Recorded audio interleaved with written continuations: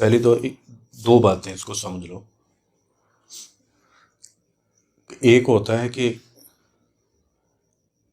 اللہ لکھتا ہے کہ فرشتے لکھتے ہیں. اس کا جواب یہ ہے کہ صرف قلم لکھتا ہے، اللہ نہیں لکھتا. اللہ حکم فرماتا ہے، اللہ لکھنے سے پاک ہے. ٹھیک ہے، قلم لکھتا ہے کیونکہ اگر اللہ لکھ دیتا پھر اللہ مٹاتا نہ. کیونکہ قلم مخلوق ہے تو مخلوق نے لکھا، اب اللہ جیسے چاہے کروا سکتا ہے. قلم کو بول دے مٹا دے دوبارہ لکھ دے. اس لیے اولیاء اللہ جو ہوتے ہیں لوح محفوظ کو پڑھ کے دعا کر کے وہ چیزوں میں رد و بدل کروا لیتے ہیں، مگر خاص معاملات میں. کیونکہ جو اللہ کے دوست ہوتے ہیں وہ اللہ کے کسی معاملے میں نا خلل نہیں ڈالتے، کیونکہ وہ مزاج آشنا ہوتے ہیں اپنے دوست کے. تو وہ کیا کرتے ہیں کہ تمہیں اس طریقے سے لے کے چلتے ہیں کہ تم اس آزمائش میں سے گزر جاتے ہو. اور بعض اوقات کہا جاتا ہے کہ دعا کرو، یعنی حکم دیا جاتا ہے تاکہ ہم اس کے مطابق کریں. یعنی اللہ انعام دے رہا اپنے بندے کو، تم بولو ویسا میں کروں گا. تو بعض اوقات چپ کروا دیا جاتا ہے کہ دعا نہیں کرنی، کیونکہ ہم ایسا نہیں کرنا چاہتے. یہ نہ کہ تو کرے دعا اور ہم ویسا کر دیں تو نتیجہ جو ان سا ہے وہ اچھا نہ آئے. کیونکہ دوست جو کہے گا دوست کر دے گا، یعنی رب کر دے گا اپنے دوست کے کہنے پہ، مگر اس کا نتیجہ پھر مخلوق کے لیے اچھا ہے یا نہیں، یہ بھی دیکھا جاتا ہے. اور دوسری بات ہے کہ بندے کا نصیب اور وقت لکھا کیسے جاتا ہے، اس کی بھی آگے دو باتیں آ جاتی ہیں. بات ایک پہلی اس طرح سے آتی ہے کہ آپ کے والدین میں سے آباء و اجداد میں سے کوئی نیکی کرے، وہ نیکی بھی ٹرانسفر ہوتی ہے نسل در نسل. پھر اس کا آپ دیکھ لو اس کے بارے میں کیا لکھا جائے گا. وہ تو دعا مانگے یا نہ مانگے، اللہ نے وہ کر کے رنگ چڑھا کے دکھانا ہے، وہ والا اللہ نے وہ نفع دے کے دکھانا ہے، کیونکہ تم نے نیکی کی تھی، پھر نیکی کا بدلہ نیکی ہے. تو جب اللہ نے کسی کی نسل میں ولی پیدا کرنے ہوں، شہباز پیدا کرنے ہوں، تو اللہ تعالیٰ اس نسل کو ایک چیز سب سے پہلے جو ایک چیز سے بچاتا ہے نا وہ زنا ہے.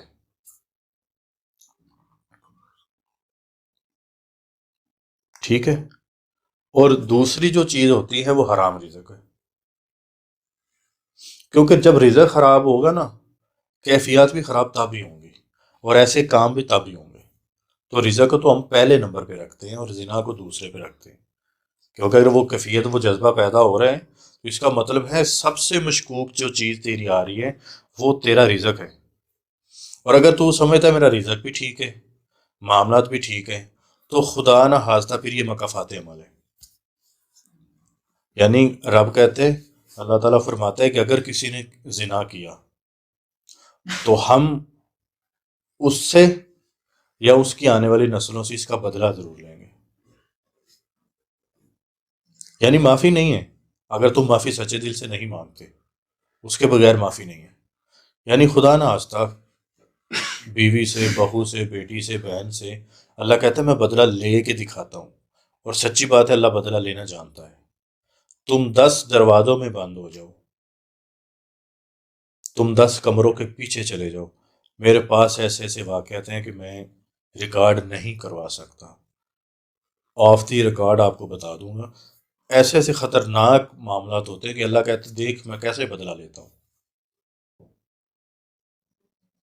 تو ایک تو بات یہ ہوگی کہ نسل سے کوئی نیکی ہو جائے یا کوئی بدی ہو جائے تو اللہ تعالیٰ اس کی نسل میں اس نور کو ٹرانسفر کرتا ہے، نیکی کے نور کو.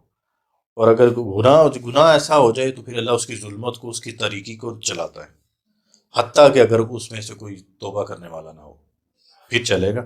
اگر توبہ کر لیتا ہے تو اللہ تعالیٰ اس ظلمت کو نور میں بدل دے گا، کیونکہ رجوع ہو گیا. تو رجوع کرنے سے انسان بچ سکتا ہے، یعنی پلٹ آیا نا، معافی مانگ لی. اور دوسرا اس طرح سے ہوتا ہے کہ جیسے عام فہم میں بات ہوتی ہے کہ ایک عورت کے ہاں حمل ہو گیا، اب اس بچے کے لیے آپ کے پاس پہلے 3 ماہ ہیں کہ اس کا آپ دعا کر کے، صدقہ دے کے، نفل پڑھ کے اس کے رزق کے لیے اللہ سے فیصلے کرواؤ، اس کے نصیب اور بخت کے لیے اللہ سے فیصلے کرواؤ، اس کی دین اور دنیا روحانیت کے بارے میں اللہ سے فیصلے کرواؤ۔ پہلے 3 ماہ آپ سے ہوتے ہیں، اسی لیے کہتے ہیں کہ خاص طور پر جب شادی ہو جائے تو نیک اعمال زیادہ کرنے شروع کر دو، کیونکہ آپ کے جو نیک عمل ہے نا اس کا اثر آپ کی اولاد پہ پڑتا ہے۔ تو آپ اپنے بچوں کو ہی دیکھ کے نفل پڑھنا شروع کر دیا کرو۔ اور بزرگ تو فرماتے ہیں کہ جس نے چاشت کے نفل پڑھے اس نے اپنی نسلوں کے لیے رزق جون سا ہے اس نے محفوظ کروا لیا۔ چاشت کے نفل پڑھنے والا بندہ ایسا ہی ہے کہ جیسا اس نے اپنا رزق اللہ کے ہاں رکھوانا شروع کر دیا، اور اللہ اس رزق کو محفوظ کرتا ہے اور پھر نسل در نسل چلاتا ہے اس کو۔ چاشت کے نفل یعنی بات نوافل پہ آ گئی نا، کہ آپ نوافل، یعنی نوافل میں بھی کیا ہے، نوافل سجدہ ہے، سجدے میں فیصلے زیادہ ہوتے ہیں کہ جس نے سجدہ کیا، جس نے نفل پڑھے، اور صدقہ دو اس نیت سے نا کہ اللہ میری نسلوں سے روح کا رزق نہ چھیننا۔ آج کتنی خواتین میرے پاس آئیں اور آ کے کہنے لگی کہ ہمارا حال یہ ہو چکا ہے کہ جائے نماز کی طرف دیکھنا بھی ہمیں گوارا نہیں ہے، پتہ نہیں ہمیں کیا ہو گیا ہے۔ یعنی ہم سے دوسرے لفظوں میں وہ کہہ رہی تھی کہ ہم سے جو روح کا رزق ہے وہ دور ہو گیا، وہ چھین لیا گیا۔ تو جب انہیں چیک کیا گیا نا، تو جب ان پہ وہ روحانی نگاہ ڈال کے جب بندہ دیکھتا ہے تو پتہ چلتا ہے کہ یہ نظر بد سے جکڑی ہوئی ہے۔ یعنی کہ ریزن کوئی بھی بنے،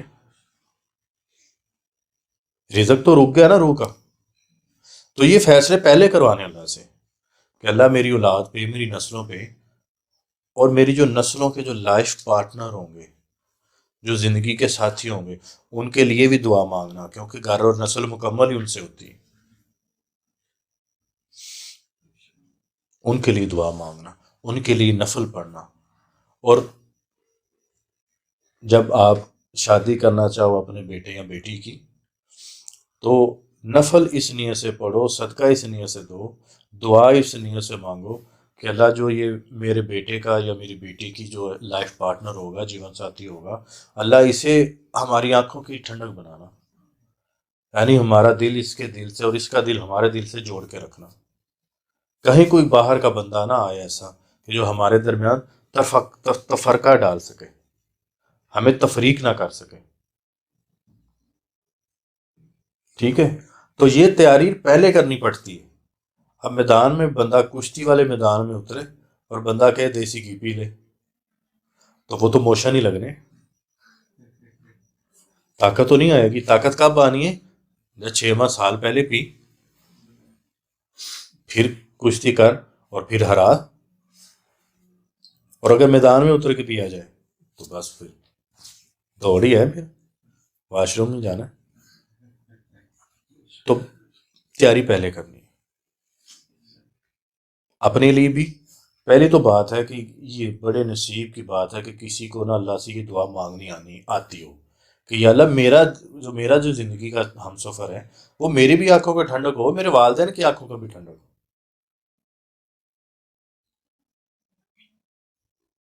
مگر یہ کب آتا ہے؟ جب بندہ صحبت اختیار کرتا ہے، کیونکہ ان چیزوں کا تو پتہ ہی تب چلتا ہے کہ دیکھو یہ چیزیں نا بیس ہیں تمہاری، باقی جو کاروبار ہے، جو باقی ساری چیزیں ہیں، کاروبار تم بدل سکتے ہو، اپنی جاب بدل سکتے ہو، آپ بیوی بدل سکتے ہو بار بار۔ پہلی تو بات ہے ہوتی بڑے نصیب سے کسی کی ہو جائے تو، یہاں تو مسئلہ شادی نہیں ہوتی، تو اگر ہو جائے تو آپشن ہی کوئی نہیں بدلنے کا۔ یعنی یہ اتنا اہمیت چیز یہ رکھتی ہے آپ کی زندگی پہ، یعنی یہ پوری زندگی اور زندگی کے بعد چیز اثر انداز ہو رہی ہوتی، اور اس کے لیے نہ نفل کا پتہ ہے نہ صدقے کا پتہ ہے۔ آپ کی جو نسل چلنی ہے، چلنی تو اسی عورت سے ہے نا جو بنیاد ہے، اور اگر وہی نیک نہ ملے تمہیں، یا کسی عورت نیک عورت کو شوہر ہی اس کا نیک نہ ملے، کتنی خواتین آئیں جو کہتی شراب پیتے، نشہ بھی کرتا ہے اور نشہ کرواتا بھی ہے، سیل بھی کرتا ہے۔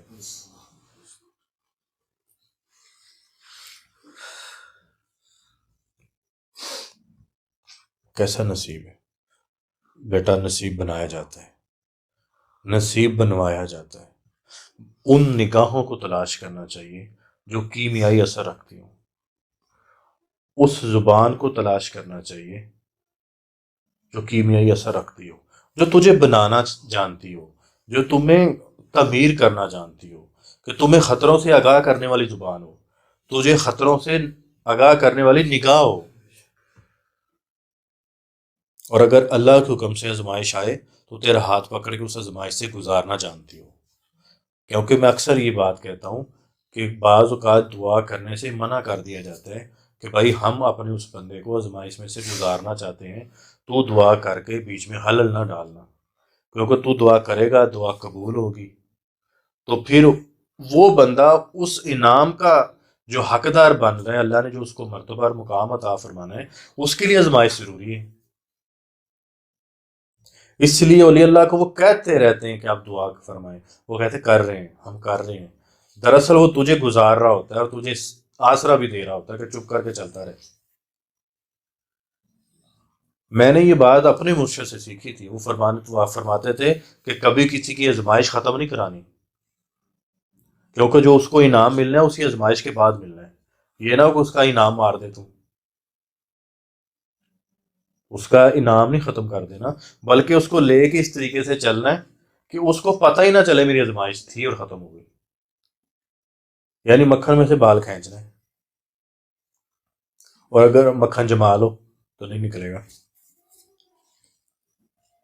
یعنی مکھن بھی گرم ہو یعنی تازہ ہو، اس کو اس حالت میں رکھنا ہے کہ اسے لے کے بھی چلو اور اس کو اس آزمائش سے پار کرا دو، تاکہ وہ جو انعام ہے نا اس آزمائش کے اندر چھپا ہوا وہ تمہیں ملے۔ کیونکہ بعض چیزیں ایسی ہوتی ہیں، بعض انعام ایسے ہوتے ہیں، اس کے لیے آپ کی عبادت کافی نہیں ہوتی، آپ عبادت اس درجے کی نہیں کر پاتے، اور عبادت سے ملتا بھی نہیں ہے۔ عبادت سپورٹ تو ہے مگر سب کچھ عبادت نہیں ہے۔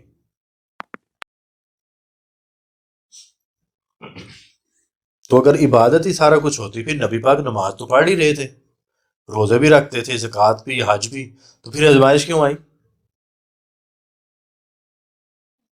یعنی اللہ نے دکھانا تھا دیکھو میں نے تو اپنے نبیوں کو بھی آزمایا ہے، صرف اس وجہ سے، یہ نہیں کہ نبی پاک کی معاذ اللہ کوئی نماز جو ان سی تھی اس میں کوئی خدا نہ کمی تھی، کوئی ایسی کوئی بات نہیں، اصل میں وہ رول ماڈل تھے ہمارے۔ اگر نبی پاک کو نہ آزمایا جاتا یا نبیوں کو آزمایا نہ جاتا تو امت کہتی بھائی آپ تو مزے میں تھے، آپ آزمائش تمہارے لیے چھوڑ گیا، تو اللہ نے کہا بھائی شروع ہی اپنے دوست سے کرو، یعنی شروع ہی مرشد سے کرو، تاکہ کوئی بولنے کے لیے نہ رہے۔ تو اس لیے پہلے کیا اللہ کیا کرتا ہے، پہلے رول ماڈل تیار کرتا ہے کہ دیکھو اس طریقے سے میں نے اس کو بھی تو آزمایا ہے، مگر تو شکر یہ کر جب اسے آزمایا جا رہا تھا اس کے آگے پیچھے کوئی نہیں تھا، تیرے تو ساتھ اسے میں نے رکھا ہوا ہے۔ یعنی بندہ آزمائش میں اکیلا ہو، اللہ وہ کہہ رہا ہے کہ اگر آزمائش میں اکیلا بندہ ہو تو وہ گھبرا جاتا ہے، اور اگر کسی کو یہ پتا ہو کہ نہیں اس کا دوست ساتھ ہے میرے، یعنی ٹارچ ساتھ ہے اندھیرے میں، تو سفر طے ہو جاتا ہے، ورنہ ٹکر ہی لگتی ہے ادھر ادھر اور گر جاتا ہے۔ تو یہ ہے سارا، اور اس کا ایک سمپل سا جواب یہ ہے کہ دیکھو اگر نصیب وقت اور مقدر بنوانا ہے نا تو جائے نماز اس کو وقت دو، جب تم مرشد کے پاس بھی جاؤ گے تو مرشد بھی تمہیں رب کے سامنے پیش کرتا ہے، جب تم رب کے سامنے ہوتے ہو نا تو وہ تیرے لیے پیچھے کھڑا ہو جاتا ہے رب کے سامنے کہ میں نے تیرے پاس بھیجا، اب تو میری عزت اور میری لاج رکھنا اور اس کو تو اپنا بندہ بنا لے۔ اور اللہ کے بندے کرتے بھی یہ ہیں کہ ایک بندے کو اللہ کا بندہ بنا دیتے ہیں، یعنی اس کے سوچنے کے رخ بدل دیتے ہیں، اس کی سوچ کے دائرے بدل دیتے ہیں، اس کے دیکھنے کے اینگل بدل دیتے ہیں۔ پہلے وہ کس اینگل سے دیکھتا تھا، اب اس کے اینگل میں سب سے پہلے خیر آتی ہے کہ یار یہ بندہ ہو سکتا ہے ضرورت مند ہو سکتا ہے یار اس کے ساتھ یہ ہو، یعنی شر پہلے غالب نہیں آئے گا، خیر کا جواب سب سے پہلے آتا ہے، کیونکہ خیر اس کے اندر غالب آ چکی۔ اور یہ ہوا کس لیے؟ صحبت اختیار کرنے سے، ایک مسلسل رابطے سے۔ یہ رنگ کب چڑھتا ہے؟ یہ رنگ تو جب چڑھتا ہے نا جب اس گرم گرم رنگ والے دیچکے میں بندہ پورا ڈبٹا ڈبوتا ہے۔ بندہ تھوڑا سا اوپر رکھے ایسے ایسے کرتا ہے، نہیں، جب تک پورا گوتا نہیں نہ لگتا ڈبٹے کو یا کپڑے کو رنگ نہیں چڑھتا۔ پھر رنگ بھی چڑھتا ہے، پیچھے اوپر سے سوٹیاں بھی دیتا ہے ویسے ایسے کر کے کپڑے والا کہ اور گوتا کھا اور گوتا کھا اور گوتا کھا، اور پکا ہو نا رنگ۔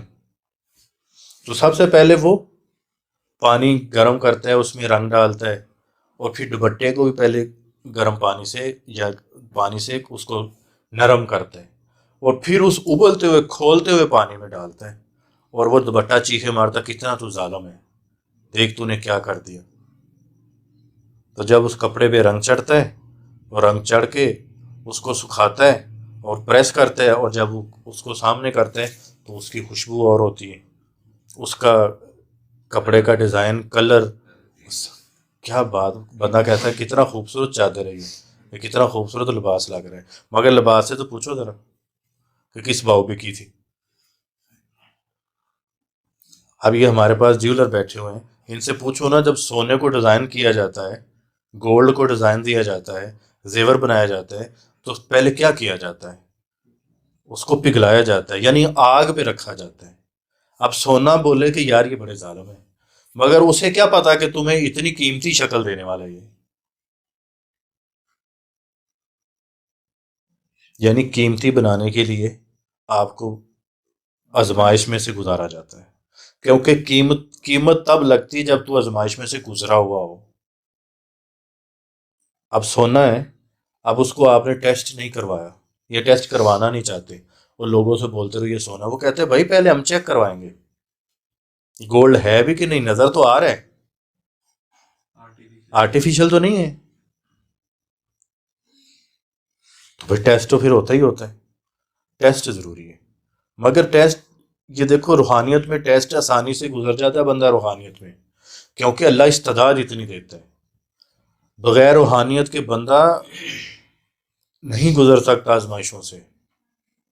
بندہ کہتا ہے کہ بھائی میں روحانیت سے میں آنا نہیں چاہتا کیونکہ اس میں آزمائشیں ہیں، میری جان روحانیت کے بغیر بھی آزمائش ہے، مگر وہ سزا بن جاتی ہے۔ مگر یہ رستہ تو ایسا ہے کہ بندہ اپنے خوشی سے آزمائش کو گلے سے لگاتا ہے اور سینے سے لگاتا ہے۔ تو آزمائش بندہ روحانیت میں ہو یا نہ ہو، اس میں سے گزرتا ہے، مگر اس میں انعام نہیں ہے، عام رستے میں اس میں انعام ہے، جو نسل در نسل چلتا ہے کہ تیرا باپ یا تیری ماں آزمائش میں سے گزرے تھے۔ دیکھو باپ کی نیکی کا اثر نا اولاد کے اوپر اس کے سیدھا براہ راست بخت پہ پڑتا ہے، نصیب پہ پڑتا ہے۔ تو نیکی کرو،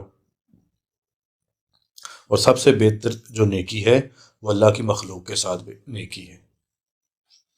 جیسے بھی اللہ توفیق دے، نیک کام کرتے جاؤ اور دریا میں ڈالتے جاؤ، اور وہ دریا اللہ کی رحمت والا دریا ہے، یہ ہمارا ساتلج نہیں، دریا راوی نہیں کہ یا کیتی کتری خوہ میں ڈال دی تو نے یا دریا میں ڈال دی، وہ نہیں، یعنی قدردان، وہ قدردان ایک ہی دریا ہے، وہ رحمت کا اللہ کا ہے، باقی کوئی نہیں، یا اس کے دوست ہیں،